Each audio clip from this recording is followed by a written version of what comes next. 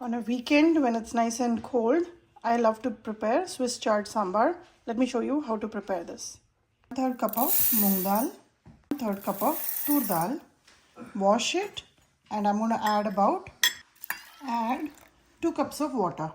This is one, and here is the other one. About 1/4 teaspoon of turmeric powder, 1 teaspoon of methi seeds. Place a stand inside the pressure cooker, and I've added about 2 cups of water in here. Along with that, here goes our dal. I'm going to turn on the gas, cover the lid, and take about 3 pressure whistles on medium flame. Today I'm taking 1 bunch of Swiss chard, and it's a very hardy vegetable. It's not like spinach, which will wilt away completely, but the taste is very nice and very close to spinach. And 1 bunch will yield you quite a lot. So I'm going to go ahead, take it out, clean it, wash it once, and then cut it really small.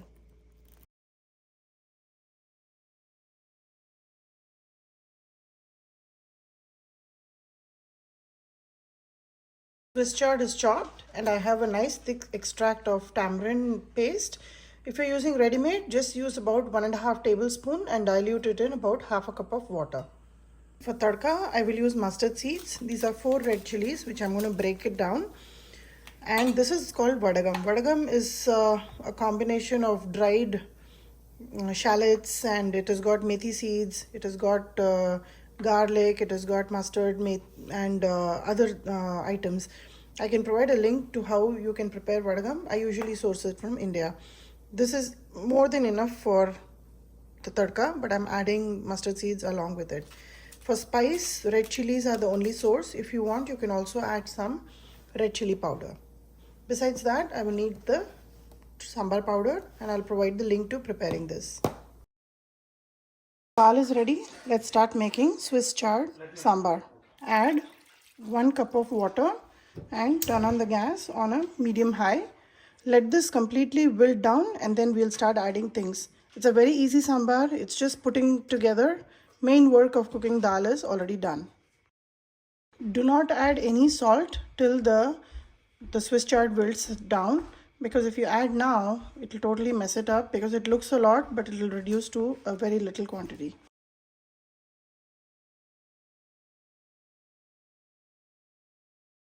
I had to add 1 more cup of water, and now you see that the Swiss chard has wilted down. At this stage, I'm going to go ahead and add the tamarind pulp that I took out. Add this. This will keep the vegetable from not become completely mushy. It will hold the shape and yet cook it really well. Along with this, I will also add about 3 teaspoonfuls of sambar powder and mix it. Mix it well so that there are no lumps, and let this cook down for about 5 to 6 minutes.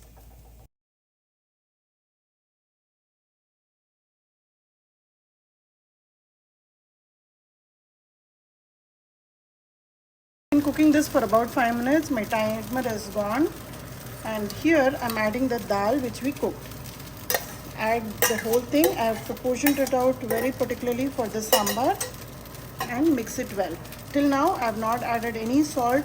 There has been no oil that has been added till now. You can see how vibrant this sambar is, and this is one of my favorite ones when it comes to different variety of greens in sambar.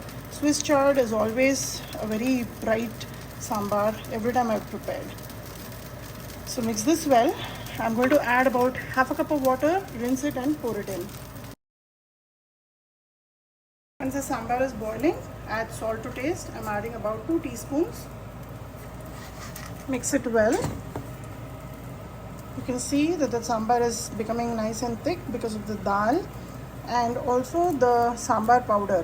As it cooks, the dals in the sambar powder will also start absorbing the liquid and make it a nice thick gravy. So don't add too much water, because you want to adjust it towards the end. If you add too much water, then you'll be just boiling it to evaporate the liquid. So the proportions I have given today are very, very particular and accurate. So give this or sambar I try with these measurements. So let this boil for about 3 minutes.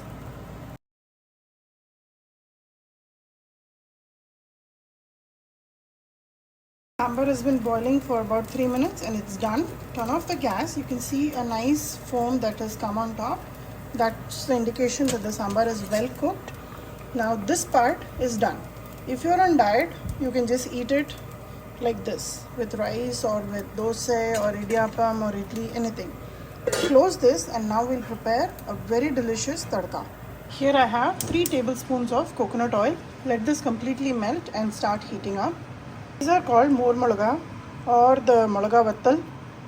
These are prepared with buttermilk. If you have these, that's okay. If you don't have it, that's fine too. The Vadagam, the mix that I have here, that will itself do the trick. Once the oil is hot, I'm going to add about a teaspoonful of mustard seeds. Cover it so it pops completely.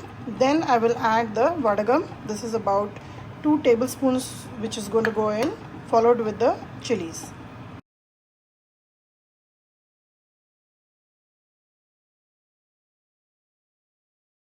Very healthy and delicious Swiss chard sambar is ready.